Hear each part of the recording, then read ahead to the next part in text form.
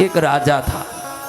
राजा को बहुत बड़े पैमाने पर सेवा काम करने की सद्ज्ञान होने से बहुत ज्ञानी गुणी था, अच्छे से प्रजा का पालन करता।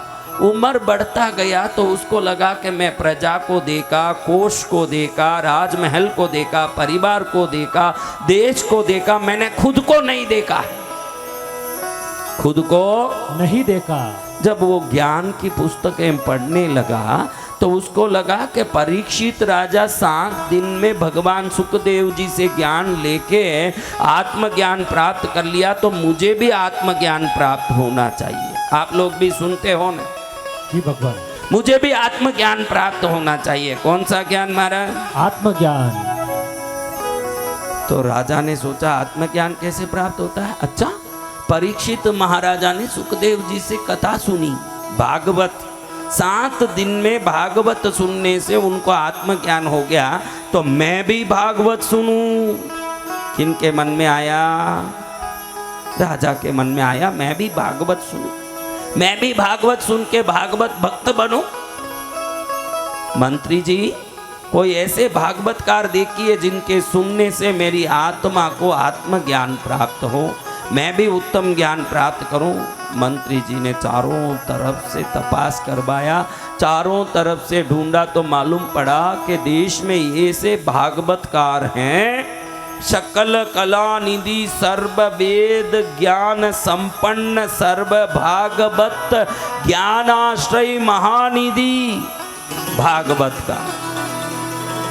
मंत्री ने आके राजा को कहा कि ऐसे भागवतकार हैं, 18 अध्याय कंठस्थ बोल सकते हैं। क्या बोल सकते हैं? 18 अध्याय। 18 अध्याय कंठस्थ बोल सकते हैं ऐसे भागवतकार। तो उन भागवतकार से कथा सुने। राजा बोला बहुत अच्छी बात है, कथाकार को बोलिए कि राजमहल में आए, जो साप्ताहिक कथा होती है उसको 2 महीने में विस्तृत रूप से धीरे धीरे बोला जाए, धीरे धीरे बोला जाए। हर दिन कथा का उनको 100 सोने की मुद्राएं दी जाएगी। कितनी? 100 सोने की मुद्रा प्रतिदिन। अब मंत्री आदमियों को भेजा कथावाचक के यहाँ, और हाथ जोड़ के उन लोगों ने निवेदन किया, महाराज जी, राजा आपसे कथा सुनना चाहते हैं, राजमहल में 2 महीने के लिए आपको कथा करनी है। सुनते ही कथाकार को लगा राजा सुनेंगे मेरी कथा? अरे आज तक तो गलियों में सुना रहा था, उधर पंडालों में सुना रहा था, अब राजमहल में सुनाऊंगा। जब लौटूंगा पूरे देश में नाम होगा कि राजा को कथा सुनाए हुए हैं। किनको कथा सुनाए हैं? राजा को। राजा को कथा सुनाए हुए महाकथाकार हैं, इनकी कथा तो सुनना चाहिए। सब में उल्लास बढ़ेगा। जी भगवान। और मंत्री के आदमियों ने कथाकार को बता दिया कि राजा ने कह दिया है कि हर दिन आपकी कथा पूरी हो, उसके बाद आपको 100 स्वर्ण मुद्राओं की थैली भेंट की जाएगी। 100 स्वर्ण मुद्रा। दिल में प्रसन्नता। अभी विनोद आचार्य कहीं जाएं और मन लगा के कहें कि मेरे को पेमेंट 11,000 प्रतिदिन लेना है, और सामने वाला कहें कि भैया ये बड़ा ही काम हमारे देश के यहाँ जमींदार का हो रहा है, तो आपको रोज 1 लाख रुपया दिया जाएगा। जय गुरुदेव। आनंद ही आनंद। अब देखो चेहरा, इतने दिन 30 दिन से कथा सुनी, उसमें कोई भी प्रकार से चेहरे में अभी तक तो 16 दांत ही दिख रहे थे आज तक। कितनी बड़ी बड़ी अच्छी बातें बताई, लेकिन जैसे ही पेमेंट रोज का 1 लाख बोला, पूरा 32 दांत ही दिखने लगे। अभी कितने दांत दिखे? आपकी कृपा से ही सब संभव है गुरुदेव। संभव है। देखो तो कथाकार को कितना आनंद आया। रोज कितना मिलेगा? 100 स्वर्ण मुद्रा। 100 स्वर्ण मुद्रा मिले, उससे बढ़िया आनंद का काम क्या है महाराज? 100 स्वर्ण मुद्रा मिलेगा। आज तक 7 दिन कथा करते थे ना, पूरा 7 दिन तो 5 मिलते थे। पूरा 7 दिन कथा करें, अंतिम दिन में 1 नारियल और 5 सोने की मुद्रा लेके घर आते, उसमें ही पत्नी खुश हो जाती, क्योंकि दूसरे कथाकार को तो सोने की मुद्रा ही नहीं मिलती, तांबे के ही सिक्के मिलते। ये सबसे बड़े कथाकार थे, इसलिए इनको क्या मिला? सोने की मुद्रा। कितनी? 5। कितने दिन में? 7 दिन में 5। और यहाँ राजा कितना देगा? एक हर दिन 100। दिन 100 मुद्रा। अभी ये सुने, बड़े ही बढ़िया सापा पहन के, बड़ा तिलक लगा के, बढ़िया नया जिब्बा कुर्ता पहन के पंडित जी पूरा इतर बितर शरीर पर चुपड़ के पहुंच गए राजमहल में। अब बैठ गए कथा बोलने, तो राजा बड़ा तल्लीन होके सुन रहा है, क्योंकि राजा ने अंतर मन से सुनने बुलाया है। जिसको सच्ची में सुनना होगा उसका पूरा दिमाग आवाज पर टिका रहेगा। पहले दिन जैसे ही सुना, 1000 मुद्रा की थैली दी हाथ में। कथाकार घड़ी घड़ी देखें कि सच में ही 100 मुद्रा दिया है। कितना? 100 मुद्रा। सच्ची में ही 100 मुद्रा। मैं तो 1000 इसलिए बोला, आप लोग बराबर सुन रहे हो कि नहीं, टेस्टिंग कर रहा हूँ। 100 मुद्रा दे करके बराबर व्यवस्थित पंडित जी 100 मुद्रा, 100 मुद्रा। ये 100 मुद्रा एक दिन का जो लिया, इसको लेने के लिए 20 कथा करनी पड़ती। कितनी कथा? 20 कथा। और साल में 20 कथा कर लूँ बहुत बड़ी बात हो जाती। कहाँ कथा मिलती, एक ही दिन में मिल गई। हे लक्ष्मी माँ, हे नारायण पत्नी, तू प्रसन्न हुई तब ये सब काम मेरे हो रहे हैं। जय जय सदगुरु भगवान। पंडित जी खुश होकर के अगले दिन कथा सुनाए, तीसरे दिन कथा सुनाए। जैसे जैसे कथा सुनाए, शाम होते ही क्या होवे? हाँ, आनंद। 100 मुद्राओं की थैली मिले। अब थैली ले लेके इधर इकट्ठा करें। राजा को 2 महीने तक कथा सुनाया। 2 महीने में 60 थैलियां मिल गई पूरी। अब वो थैलियों को घड़ी घड़ी उठाएं, घड़ी घड़ी रखें, घड़ी घड़ी उठाएं, घड़ी घड़ी देखें, कभी कभी तो हिला के देखें कितना अच्छा आवाज आ रहा है, कितना आनंद आ रहा है, कितना। देखो, कई ऐसे नालायक लोभी लोग हैं जिनको बच्चे हंसे उस पे, उसमें कोई आनंद नहीं आवे, सिक्के छलके उसका आनंद आए। ऐसे मूर्ख भी कई दुनिया में है। जिस घर में बच्चों की खिलकारी आती हो उसमें कितना आनंद है। उसको बच्चा से आवाज बंद कर, घर में क्या आवाज कर रहा है, घड़ी घड़ी चिल्लर को यूं उचाल उचाल के आवाज सुनेगा। ऐसे मूर्ख भी संसार में। देखो, पंडित जी भी ऐसे ही हैं भाई, पैसे के सोने के द्रव्यों को। अब राजा 2 महीना पूरा हुआ। राजा सोचे कि 2 महीने से सुना, अगर 7 दिन में परीक्षित राजा को आत्मज्ञान हो गया तो मुझे कुछ तो कहीं चिंगारी लगनी चाहिए। 2 महीने में कहीं भी फ्यूज जलते दिखा नहीं, पूरा बंद ही पड़ा है मेरा लाइट। तो क्या सुनाया इसने इतने दिन? तो एकदम अगले दिन जब पंडित जी का कथा खत्म हो गया तो वो निकलने वाले थे, राजा ने बुला के भेजा पंडित जी को। कहें, पंडित जी 2 महीने तक कथा सुनाऊं लेकिन मेरे अंदर कोई आत्मज्ञान नहीं हुआ है। मुझे आत्मज्ञान क्यों नहीं हुआ, इसका कारण आप बताओ, वरना आपका सिर निकाल दूंगा धड़ से। अब इसने सोचा, बारे सिक्के बहुत दिए, अब मेरा गर्दन उड़ाने की बात करता है। इसलिए कहते हैं कि बड़े लोगों के पास खुश होके तो हम जाते हैं, लेकिन कब अनिष्ट होगा उसकी कोई गारंटी नहीं है। हाँ, सावधान रहना। तो अब ये सोचे कि मुझे कल तक समय दीजिए महाराज, मैं कल बताऊंगा कि आपको आत्मज्ञान क्यों नहीं हुआ। अब क्या बताएं भाई, हमने तो अच्छे से जो दुनिया में कथा सुना रहे हैं वैसे इनको कथा सुनाई, जैसे सबको सुनाते हैं। अब इसको ज्ञान हुआ नहीं हुआ ये जाने, राम जाने, मैं उसका क्या जवाब दूं। लेकिन मेरे ऊपर आके पड़ गया। अब घर आके पंडित जी बैठे, पूरे शरीर में पसीना पसीना। बेटी आई छोटी सी 8 साल की, पानी लेके आई, ठंडा पानी पीते पिता को घबराए हुए देखे बेटी पूछे, प्रभु क्या हुआ? बेटा, राजा ने बोला कल मेरा गर्दन से सिर अलग निकाल देगा। क्यों पिताजी, क्या हुआ?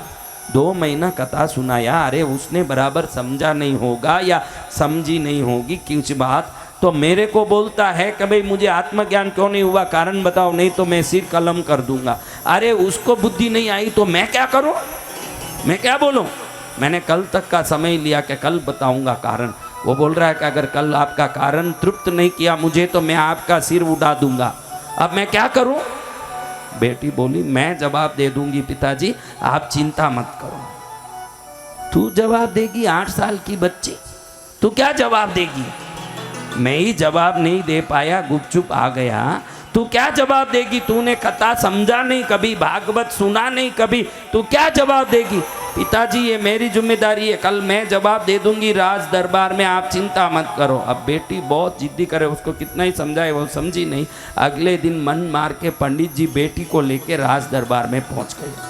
बेटी राजा को प्रणाम की, प्रणाम करके बोलती है, राजन आपको मेरे पिताजी के भागवत से ज्ञान क्यों नहीं हुआ ये समझना, इतना ही है ना?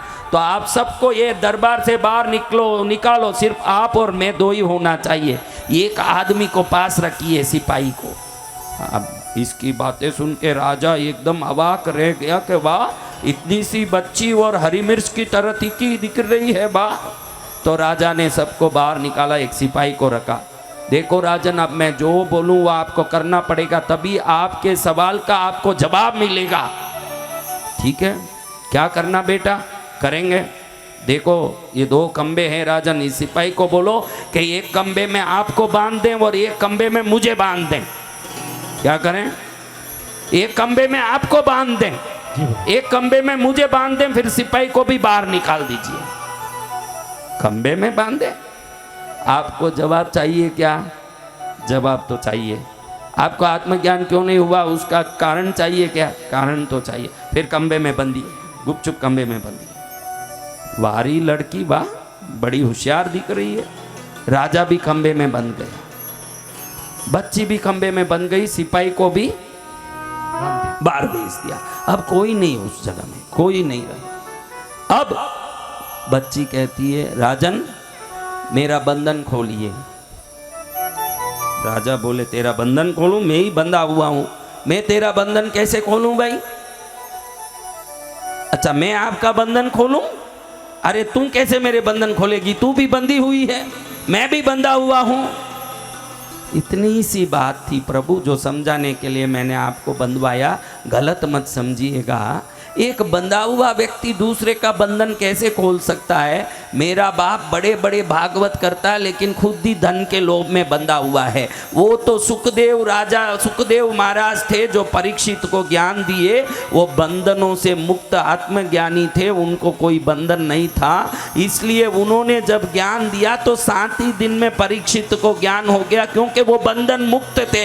ये खुद ही बंधा हुआ मेरा बाप ही, इससे आप कितनी भी ज्ञान लोगे तो कहाँ से आपका बंधन खुलेगा? वो पैसे के लोभ में मेरा बाप आपको ज्ञान दे रहा था, आप भी पैसा दे दे के सुन रहे थे। 100 सिक्का दे दूंगा तो मुझे बड़े बड़े ज्ञान मिल जाएंगे, आपने भी सोचा। आपकी भी गलती थी। ये जो आत्मज्ञान है ये कोई सोने के सिक्के दे के नहीं खरीदे जा सकते, आत्म विचार करके ही आत्मज्ञान प्राप्त होता है। और हमारा बाप भी ऐसा ही था, पैसा ले लेके वो ज्ञान देने की कोशिश करता है। पैसा लेके कोई ज्ञान नहीं दिया जा सकता, ज्ञान तो आत्मा से आत्मा के लिए निकले, वही ज्ञान सच्चा ज्ञान है। आज जो ये मंडपों में कथा सुनते हैं, मैं कई बार देखता हूँ कि कथाकार आता है, कथा सुनता है, 11,000 लाख 11 लाख 5 लाख लेके जाता है और उसके शब्दों पर हम खुश होते हैं कि कैसे पंडित जी ने कथा सुनाई, कैसे पंडित जी ने। आपको कथा सुननी हो तो प्रार्थना करता हूँ उनसे कथा सुनो जो कथा सुनाने एक पैसा भी लेते नहीं हो, जो पैसा लेके खुद कथा सुनाए, जो खुद बंधा हुआ हो। वो आपके बंधन को मुक्त करेगा नहीं गुरुदेव, वो आपके बंधन को मुक्त करेगा। जो कथावाचक पैसा ले लेके ज्ञान दे रहे हैं, ज्ञान तो आत्मज्ञानी संतों से लीजिए, ज्ञान तो उनसे लीजिए जिनसे लेने से, क्योंकि हमको सुंदर शब्द, सजाए हुए शब्दों की श्रृंखला अच्छी लगती है, उसको हम वायरल भी करते हैं, कितने सुंदर बोलते हैं। लेकिन वो कितना भी सुंदर बोल लें, उसके पीछे उसके अर्थ का लोभ छुपा हुआ है। और कोई व्यक्ति बहुत सादगी भरा सरल शब्दों में भी बोले, हमको पसंद भी नहीं आए, लेकिन वो बोलने वाला त्यागी महात्मा होगा तो वो शब्दों का तरंग आपके आत्मा को झकझोर के आप में ज्ञान प्रकट कर देगा। इसलिए शब्द कितने अच्छे हैं ये मत देखिए, त्यागी कितना अच्छा है ये देखिए जीवन में, कि मेरे शब्द कितने अच्छे। बहुत ठाट पाट से बोल रहे हैं भाई, बहुत जोरदार शब्द को सजा के बोल रहे हैं। यहाँ शब्दों की सजावट नहीं, त्याग का बल सामने वालों में ज्ञान प्रकट करता है। शब्दों का सजावट नहीं कर सकता। जहाँ त्याग का बल होगा वहाँ सुनने वालों के आत्मा में उन बातों के प्रति जिज्ञासा और मुक्त होने की इच्छा प्रकट होगी, उसके बगैर वो प्रकट होने वाली नहीं है। इसलिए जब भी सुनो, जो खुद खंबे में बंधा हुआ है या नहीं है, ये बात को अच्छे से समझ के सुनोगे तो आप भी बंधन से, क्योंकि अगर वो खंबे में खुद बंधा हुआ नहीं है तो बंधे हुए को खोल तो सकेगा, क्योंकि उसके दोनों हाथ मुक्त है खोलने के लिए। जो खुद बंधा है वो दूसरे को क्या खोलेगा महाराज? नहीं गुरुदेव। इसलिए ज्ञान लेना हो तो त्यागी संतों से।